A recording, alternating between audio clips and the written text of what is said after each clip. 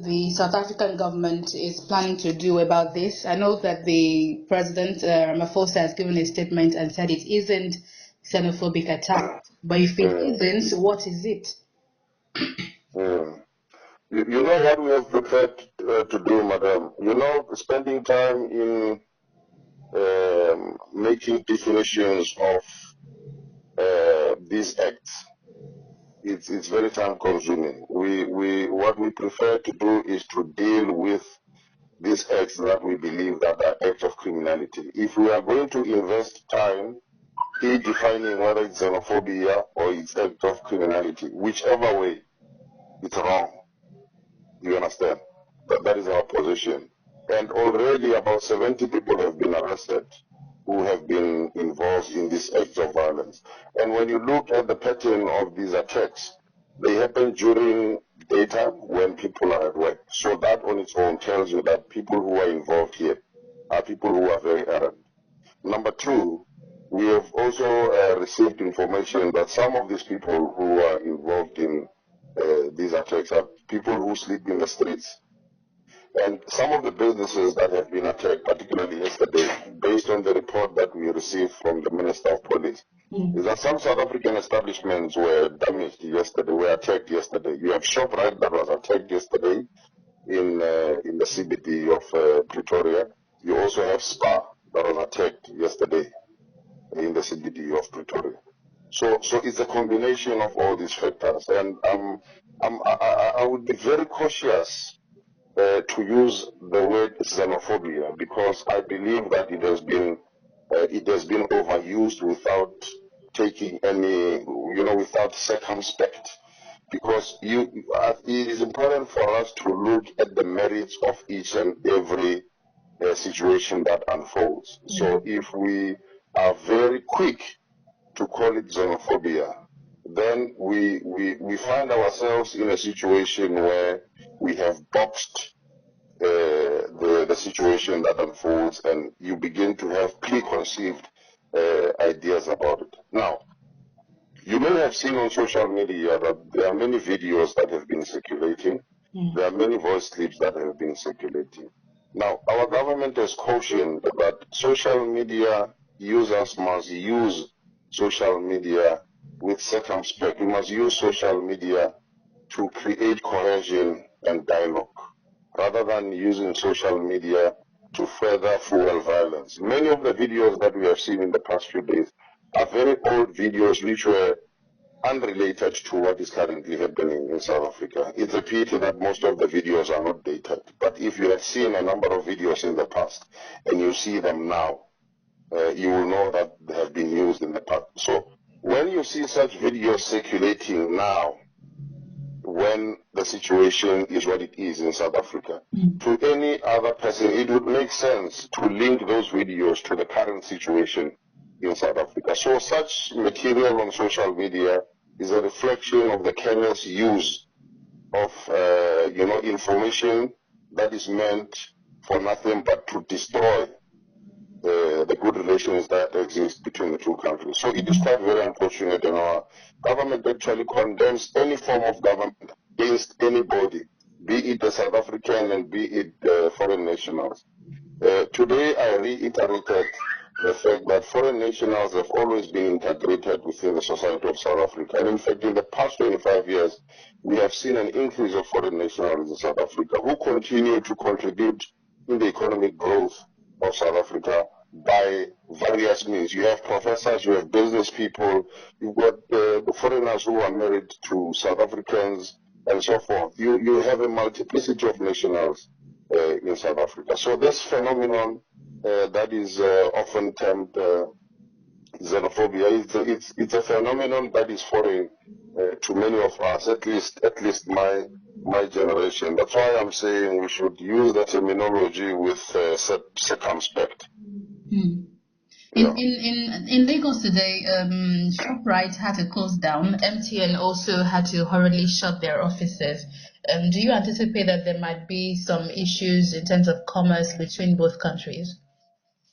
You know, what happened in Lagos today is quite unfortunate. And what contributes to what happened in Lagos is precisely the developing situation in South Africa. And you'll also appreciate that what you are also stating now is a developing situation in Lagos. We cannot anticipate that tomorrow something worse will happen, but we can only hope that there could be dialogue amongst world factions so that we can find ourselves. In as far as trade relations between the two countries are concerned, I think South Africa and Nigeria have very strong relations. We have been through a number of situations in the past few years, and it is because of this very strong relationship that we share with Nigeria that we were able to sit down, engage in dialogue, and find ourselves.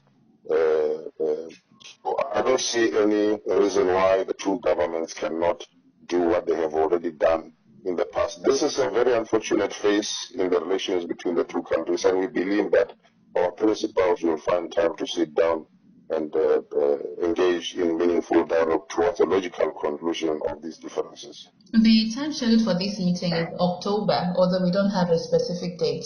Do you think it's possible to move that date closer because of these incidences? Although the Nigerian president has sent some envoy to South Africa to express the displeasure of the country about the incidences, but the meeting between both presidents, do you think it's important now to move it closer so these conversations could be had?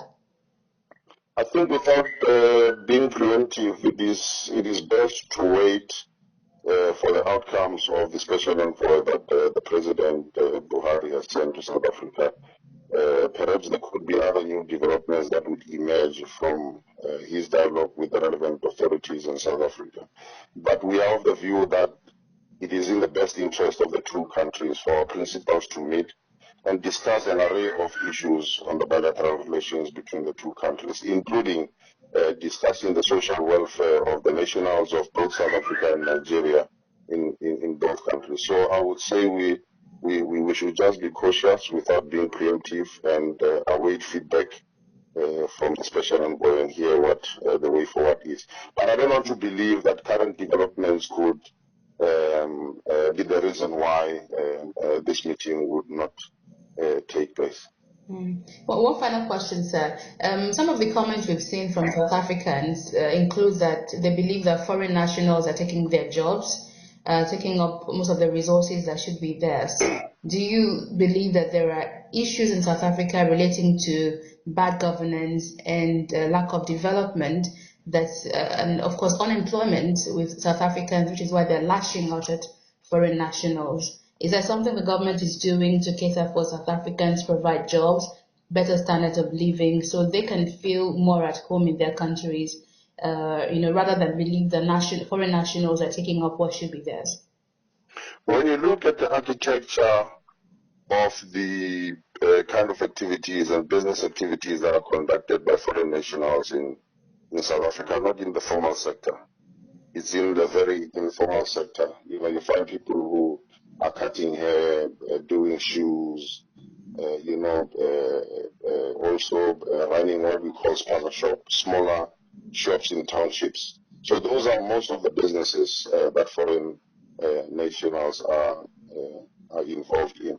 And in as far as the issue of unemployment is concerned, you know that in the past 25 years, our government has worked very hard to make sure that it closes the gap that has been created as a result of the apartheid era, to ensure that people get decent employment, to ensure that issues of health receive attention, and that we have always been a country and an economy that seeks to attract investment. When you look at the number of applications for visas that we receive in the South African High Commission and its consulate in Lagos, you would see that South Africa is a country that continues to attract business. It's a country that continues to position itself as the best destination of choice. So I don't see any reason why the status quo should change, particularly for Nigeria. Nigeria is one of the most strategic